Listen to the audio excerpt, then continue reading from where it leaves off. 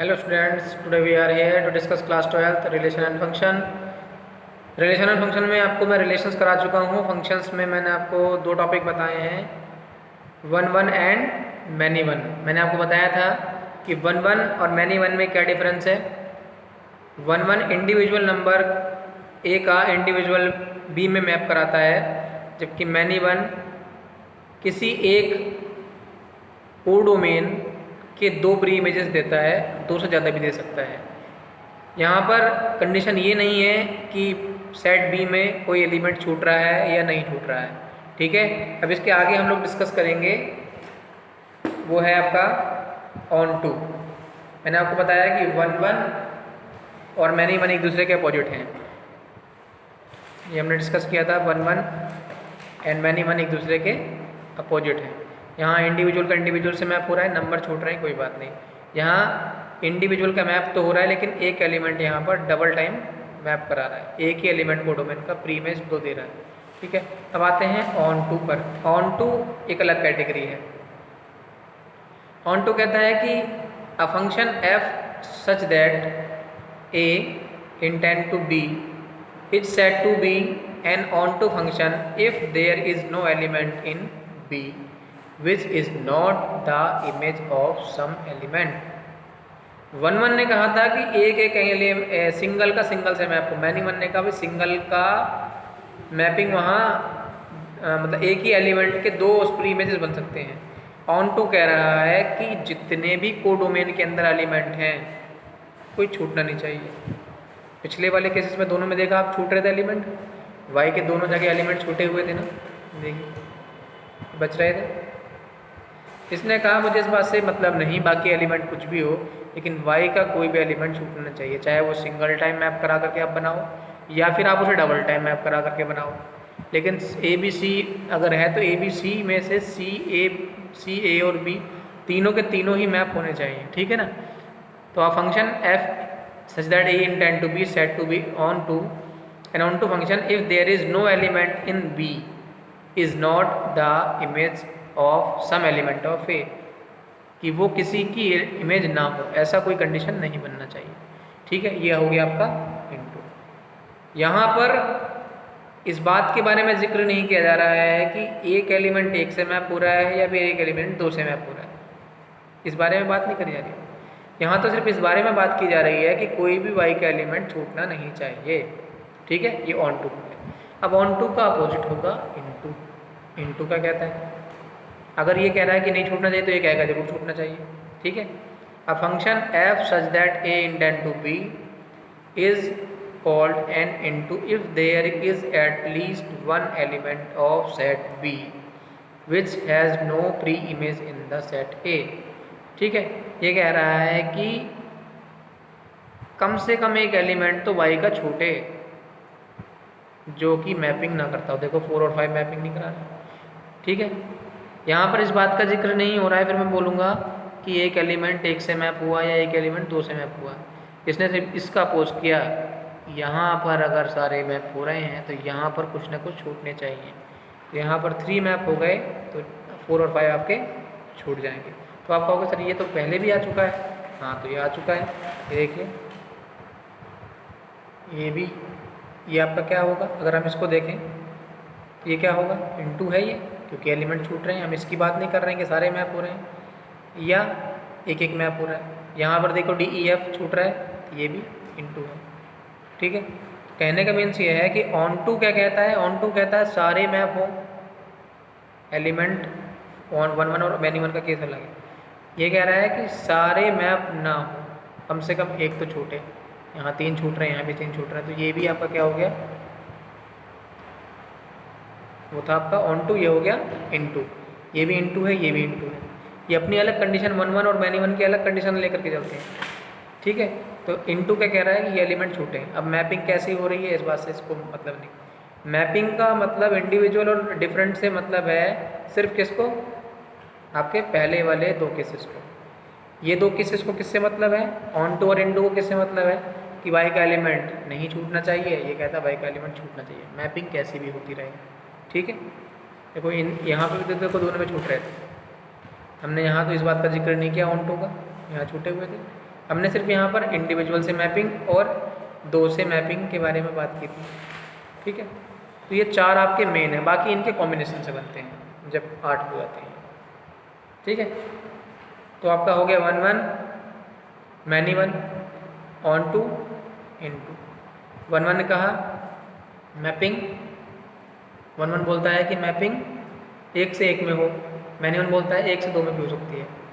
On to कहता है कि वाई का कोई एलिमेंट नहीं छूटना चाहिए, इन टू कहता है क्यों नहीं छूटेगा, छूटना चाहिए। ठीक है, सिंपली बता रहा हूँ आपको। अब आता है 1 1 इंटू, 1 1 भी हो और इंटू भी हो। इंटू का मीन्स हो गया छूटना चाहिए, 1 1 का मीन्स हो गया एक ही एलिमेंट से मैपिंग हो। A function F such that A intend to B is said to be 1 1 and into 1 1 into if it is both 1 1 and into, अगर वो 1 1 भी हो और इंटू भी हो। तो 1 1 के लिए क्या पहचान है कि भाई एक एलिमेंट एक से ही मिल रहा है, एक एलिमेंट की एक से ही मैपिंग हो। लेकिन इंटू का मीन्स क्या है, इंटू कहता है कम से कम एक तो छोड़ो, तो हमने छोड़ दिया 5। ठीक है, अब आता है 1 1 ऑन टू। भाई 1 1 तो है कि इंडिविजुअल से मैप कराए, और ऑन टू क्या कहेगा कि एक भी ना छूटे, यानी कि जितने यहाँ होंगे उतने यहाँ होंगे, सारी मैपिंग होगी। I have a function F such that A intend to B is said to be 1 1 onto if it is both 1 1 and onto, वो 1 1 भी हो और ऑन टू भी हो। देखिए ए का 1 से, बी का 2 से, सी का 3 से, डी का 4 से। ए के एलिमेंट बी के सभी एलिमेंट से अलग अलग मैप कर रहे हैं, कहीं डबलिंग तो नहीं हो रही, ट्रिपलिंग तो नहीं हो रही। 1 1 हो गया। फिर क्या कहा, ऑन टू भी होना चाहिए, यानी वाई में कोई भी एलिमेंट छूटना नहीं चाहिए, नहीं छूट रहा। ठीक है, अब आता है many 1 into, many 1 into. Many one कहता है कि मैपिंग डबलिंग होनी चाहिए, और इंटू कहता है छूटना भी चाहिए। तो देखो a function F such that A intend to B is set to be many 1 if many 1 and into if it is both many 1 and into. अब देखो मैनी 1 कैसे है, 2 भी बी से मैप करा रहा है, 3 भी बी से मैप करा रहा है। ऐसे कह सकते हैं कि बी का मैपिंग 2 से भी है और बी का मैपिंग 3 से भी है। प्री इमेजेस हैं 2 और 3 बी की, एक ही फंक्शन है जिसकी 2 प्री इमेजेस हैं, और इंटू ने क्या कहा, छूटनी भी चाहिए एलिमेंट, तो एलिमेंट छूट भी रहे हैं। समझ में आया। अब आता है many 1 onto, many 1 onto. A function F such that A intend to B is said to be many 1 on to if it is both many 1 and on to। अब ये कह रहा है मैनी 1 भी होना चाहिए, यानी कि देखो बी के दो एलिमेंट्स, बी से 2 भी मैप हो रहा है, 3 भी मैप हो रहा है, एंड ऑन टू, और साथ में क्या होना चाहिए, ऑन टू, यानी वाई में कोई एलिमेंट नहीं छूटना चाहिए। ठीक है, तो ये आपका हो गया मैनी 1 ऑन टू। तो आपने देखा स्टूडेंट्स, टिपिकल कुछ नहीं है, चीज़ों को माइंड में रखना है। 1 1 याद रखना है। 1 1 की बात आती है, 1 1 सिर्फ ये कहता है कि इंडिविजुअल का इंडिविजुअल से मैप हो। मैनी 1 कहता है कम से कम 2 एलिमेंट वाई के एक्स में मैप करा रहे हो, सॉरी कम से कम एक एलिमेंट वाई का ऐसा हो जो कि 2 जगह मैपिंग दे रहा हो, प्री इमेज दे रहा हो। इन्होंने तो सिर्फ मैपिंग की बात करी है। फिर आता है ऑन टू, ऑन टू कहता है वाई में कोई एलिमेंट ना छूटे। ठीक है, फिर आता है इंटू, इंटू कहता है वाई में एलिमेंट छूटे। फिर आता है 1 1 इंटू, 1 1 इंटू क्या कहेगा आपको कि एक का एक से मैप हो लेकिन एलिमेंट छूटे। 1 1 इंटू क्या कहेगा, एक का एक से एलिमेंट हो, एक का एक से मैपिंग हो लेकिन एलिमेंट ना छूटे। फिर मैनी 1 इंटू आएगा, तो मैनी 1 इंटू क्या कहेगा कि कम से कम दो प्री इमेजेस का एक मैपिंग कराया जाए और कुछ एलिमेंट छूटे। और मैनी 1 ऑन टू क्या कहेगा, कम से कम 2 प्री इमेजेस का एक जगह मैपिंग कराया जाए लेकिन कोई एलिमेंट ना छूटे। ये लास्ट वाला टॉपिक है। तो इनको आपको बहुत ध्यान से समझना है, इस चीज़ों को समझना है, तो आप आसानी से ये पूरी की पूरी एक्सरसाइज कर पाओगे, कोई प्रॉब्लम आपको नहीं पड़ेगी। यही थोड़ा सा टिपिकल बच्चों को पड़ता है कि हमें ऑन टू समझ में नहीं आ रहा, हमें इंटू समझ में नहीं आ रहा, हमें मैनी 1 नहीं समझ में आ रहा, हमें मैनी 1 ऑन टू नहीं समझ में आ रहा। तो आप इन चीज़ों को बहुत गहराई से समझिए, अब आता है आपका इन्वर्स मैपिंग। इन्वर्स ट्रिग्नोमेट्री जैसे वर्क करती है, जैसे कोई नंबर इन्वर्टिबल नंबर होता है तो वो इन्वर्स मैपिंग में आता है। तो देखेंगे क्या है inverse mapping. Let F such that A intend to B any 1 1 onto function. भाई 1 1 ऑन टू फंक्शन ऐसा फंक्शन होगा जहाँ इंडिविजुअल से इंडिविजुअल का मैपिंग होगा